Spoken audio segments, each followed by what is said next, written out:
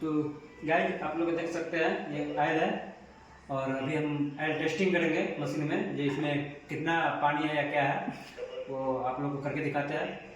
Camera man थोड़ा है pass, तो जो नहीं किया कभी वो देख सकते हैं ये कैसे किया जाता है।